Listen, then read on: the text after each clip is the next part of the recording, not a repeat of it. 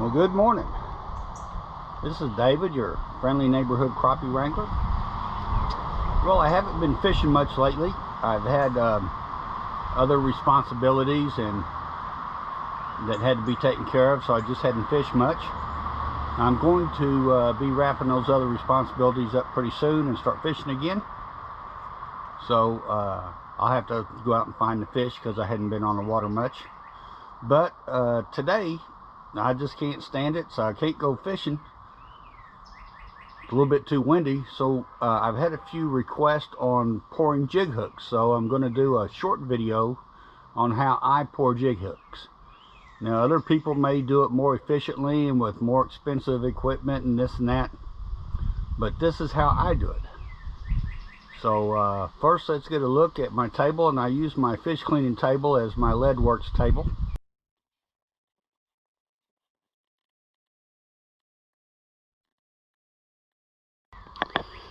So I have everything laid out. I've got hooks. I'm going to pour number 4 hooks and number 2 hooks, and then some 1/0 hooks. And here I have 1/4 ounce jigs with 1/0 hooks, and 1/8 ounce jigs with 1/0 hooks. And then here I have 3/16 ounce and 1/8 ounce tube hooks. And then here I have 1/16 ounce round head hooks with barb. And then here I have 1/16 ounce tube hooks, and these I'm doing number 4. And so here's number 4, number 2, and number 1. And so you use a different size hook for different things. And some people, you know, are like, well, this is what I use, and I use the same thing all the time. Well, I alter what I do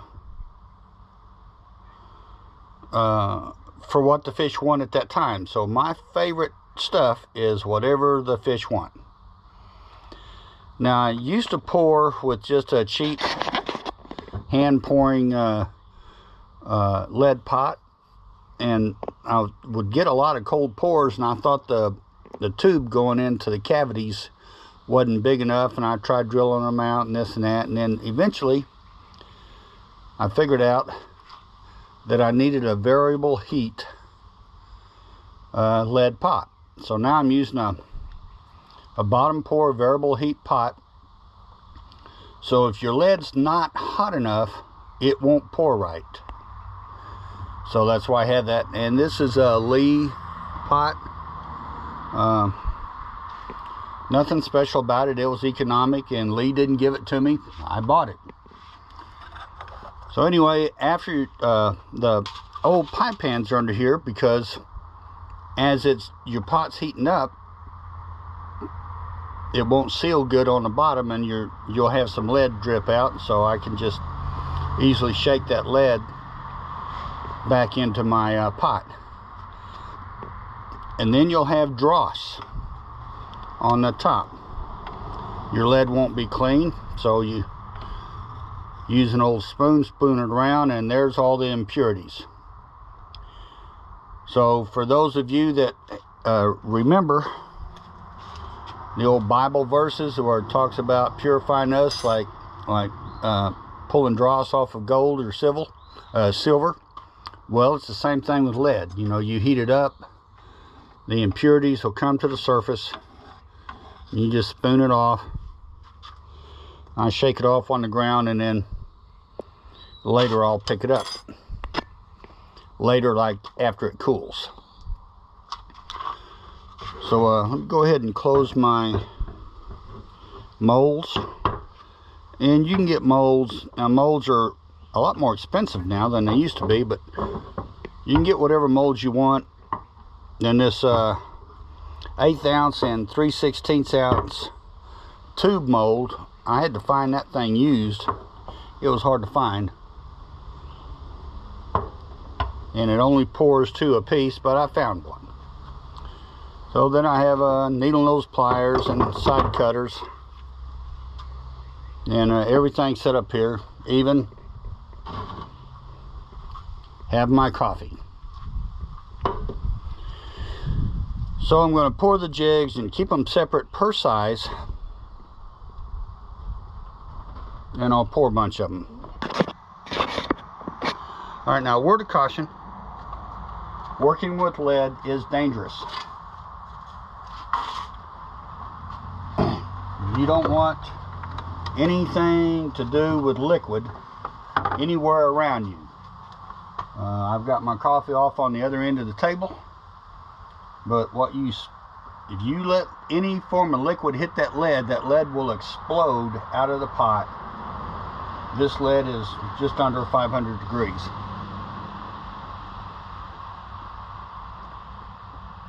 And it will absolutely hurt you.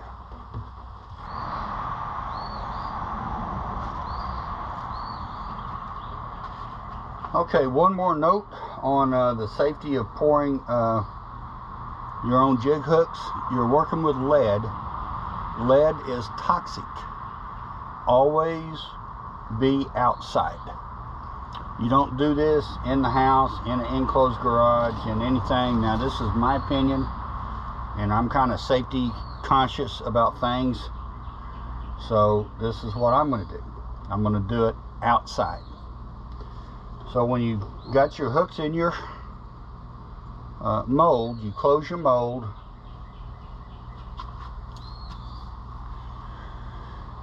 and it needs to close all the way. You notice there's no gap where the two come together. If you've got a gap there, that mold is not closed up right, and it won't seat right, and when you pick it up and go to pour, your hooks will fall out the bottom. So let me pour the first group. And it just takes a minute to get to where you got the timing right on the lever. I lift the lever, it pours out the bottom, it fills the cavity. So that one's done. I'm going to pick up the next one, and this is just the way I do it. I do several at a time. And before I turn it up like that, I'm going to look at it like that and make sure I've got a good tight seal so my hooks aren't falling out the bottom. So here we go with another set.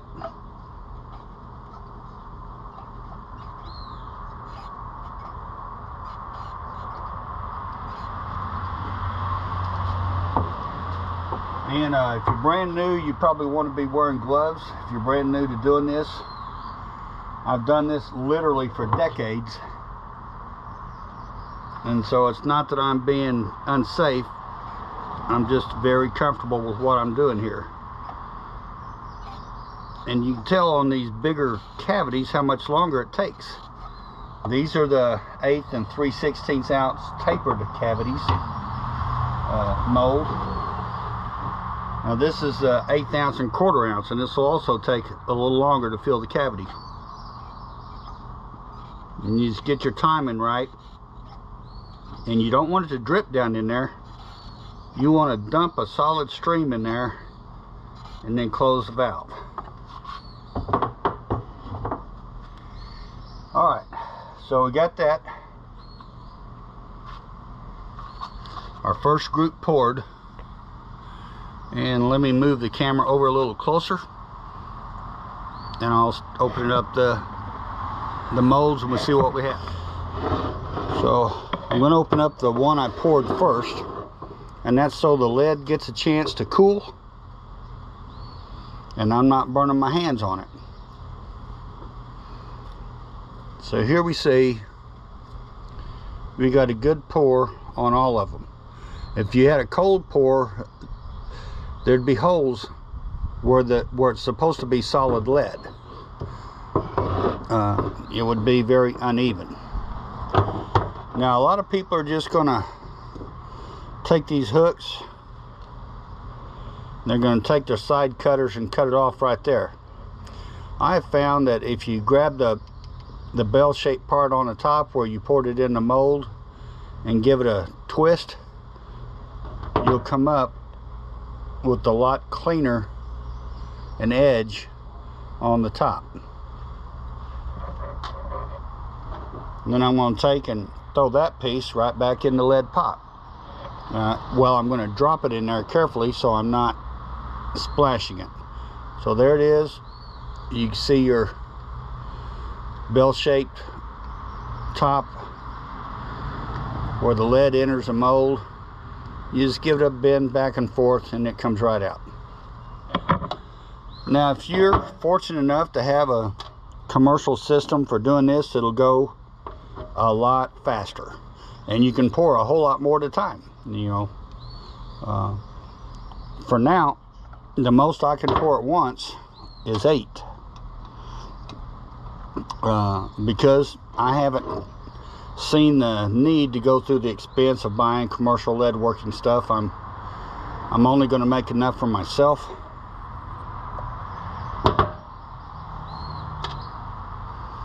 I'll never be doing it for other people. And you can break those off by hand without the pair of pliers, but it's easier if you use your pair of needle nose. Just goes quicker. And there you go. You get a good clean edge on the top.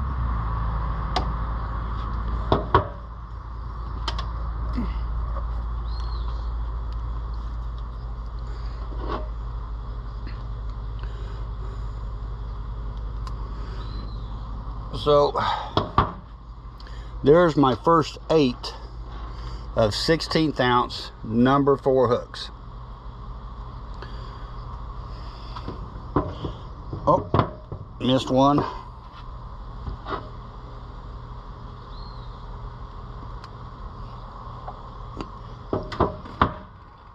And there's a good hook. So I'll set that one aside. Let me open up my next mold.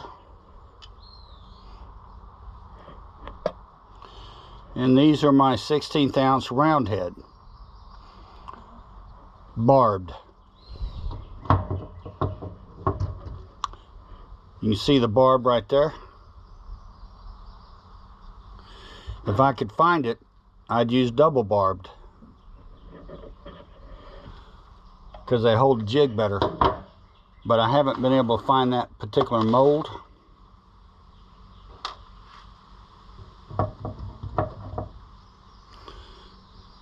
And you see each mold has a different looking top. Now here's where the lead went in, and that'll just come right off and you get a nice smooth top on it. Now you can use your dikes and cut it, but it won't give you a smooth termination on your lead.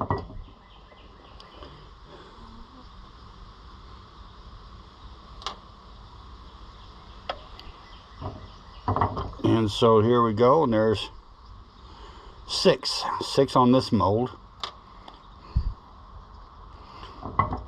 And I've had these molds for a long time, and I didn't buy production molds.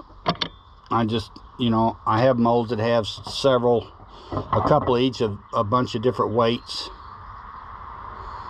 And these are what I've come down to liking the most now. Now, on these round heads, well, I'll show you on the bigger one.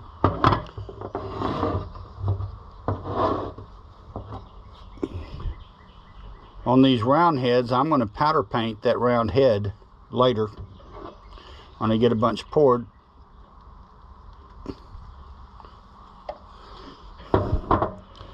And these days, bright orange is working best for me. And you see that I broke that off, and that's a nice clean termination on that lead.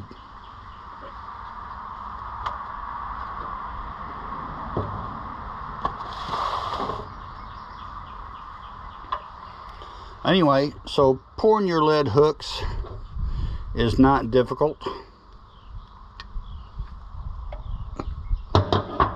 To me, it's kind of a boring job. I don't like to do it that often. Now, these are brand new hooks right out of the box. Look at how that hook slides right across my thumbnail. That hook is not sharp enough.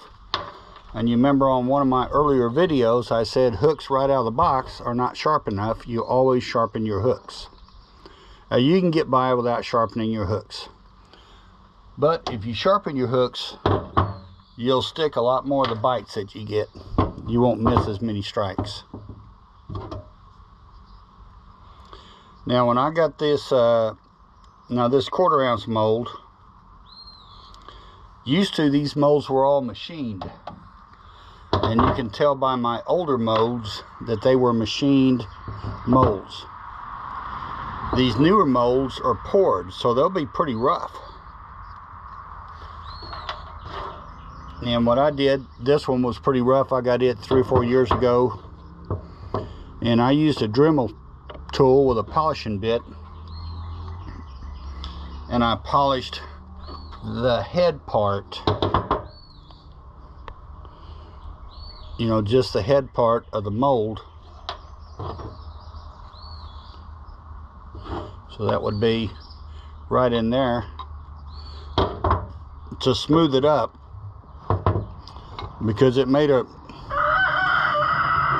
pretty coarse jig, and I wanted it to be a good jig, good smooth head, and take paint well. So I polished it up, and it made a difference. Anyway, this is how I do it, and I'm gonna put the hooks into several molds and pour them all at once. And then I'll take them out all at once, and then I'll load them up with hooks and do it again, and I just get the quickest production out of that. So now on these tapered molds, this particular tapered mold, I have to use the side cutters,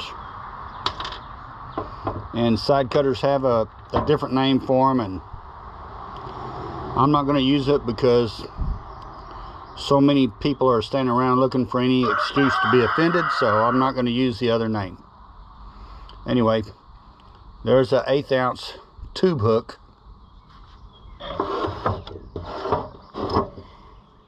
And I like the 1/8 ounce tube hooks, especially in deeper water. When I'm using this Panoptics, it drops much quicker.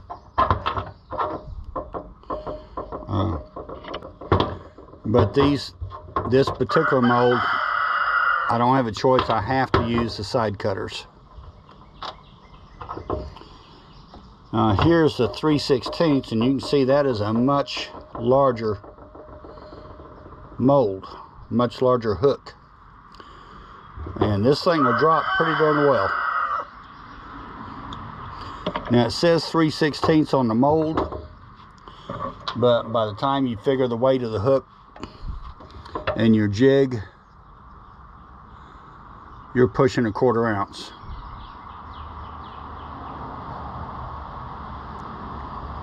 And this one actually doesn't say the jig size, the mold size that it makes.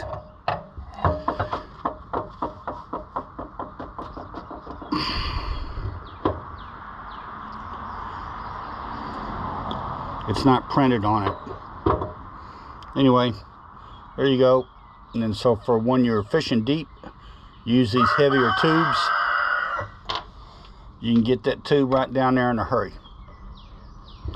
So I'll load up my molds again with hooks.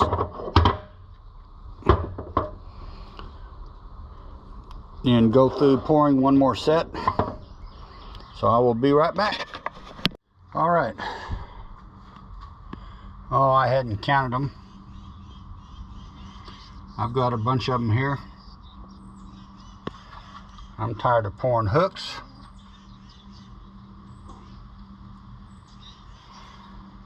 So I'm gonna get me a bag and label them all up, so I know which hooks are in which bags, and call it a day. Had to reward myself for doing this kind of effort, so I've got me some barbecue on the smoker out there. Should be done in an hour or so. That'd be a good reward. Anyway, this is the Crappie Wrangler, and this is how I pour jigs. And if you have higher dollar equipment, you can pour a bunch more at a time. But this keeps me in plenty of fish hooks. So this is a Crappie Wrangler signing off.